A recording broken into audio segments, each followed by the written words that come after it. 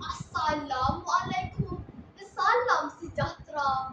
Pada hari ini, saya akan menyampaikan sebuah cerita rakyat yang syarat dengan nilai kesetiaan dan pengorbanan bertajuk Din dan Setia. Hadirin sekalian, pada zaman dahulu terdapat sebuah kerajaan yang aman dan makmur. Raja negeri itu sangat adil dan disayangi oleh rakyat jelata. Baginda mempunyai seorang bulu balang yang sangat gagah perkasa dan setia, yang dikenali sebagai Din dan Setia. Din dan Setia bukan sahaja hebat dalam ilmu persilatan, malah terkenal juga dengan sikap yang jujur dan tidak pernah menderhaka kepada raja. Kesetiaannya kepada baginda tidak pernah terbelah bahagi. Pada suatu hari, negeri tersebut telah dilanda ancaman dari musuh yang ingin merampas tahta kerajaan. Keadaan menjadi huru-hara dan rakyat hidup dalam ketakutan. Raja telah menitahkan agar seluruh bulu balang bersiap sedia mempertahankan negeri. Din dan Setia tampil ke hadapan dan berjanji dalam hatinya bahawa beliau akan mempertahankan negeri walaupun nyawanya sendiri.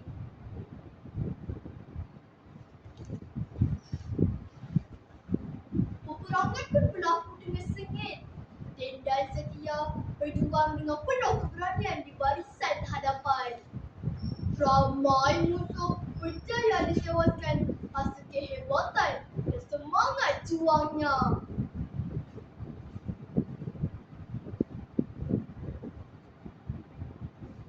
Namun begitu, dalam kejuaraan peperangan, terdapat satu fitnah yang sangat berat terhadap Din dan Setia.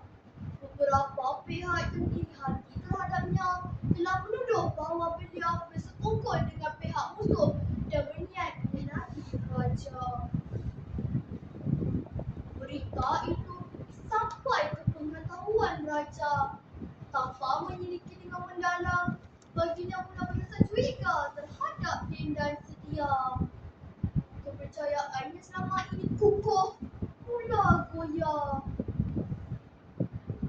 Din dan Setia merasa sangat sedih apabila mengetahui dirinya dituduh sebagai pengkhianat. Namun begitu, beliau tidak melawan atau membantah dengan kasar. Sebaliknya, beliau tetap menunjukkan kesetiaannya dengan terus berjuang mempertahankan negeri daripada serangan musuh.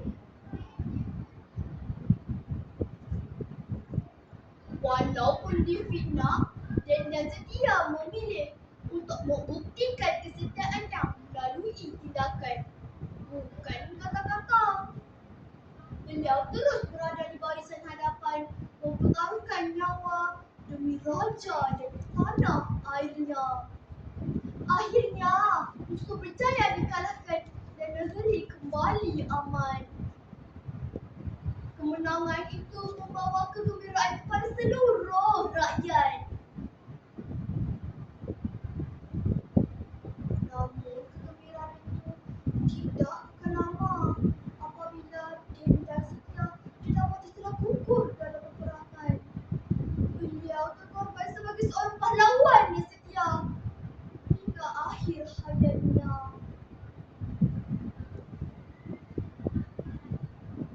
Selepas peperangan, kebenaran tentang fitnah tersebut akhirnya terbongkar.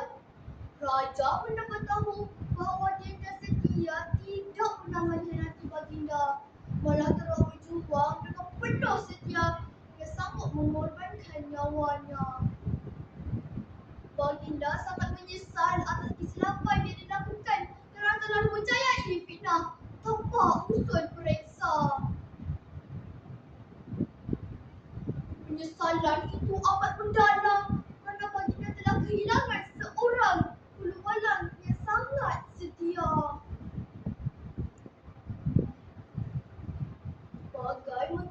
jasa Din dan Setia, baginda telah mengadakan upacara penghormatan yang besar dan mengisytiharkan beliau sebagai lambang kesetiaan kepada negeri.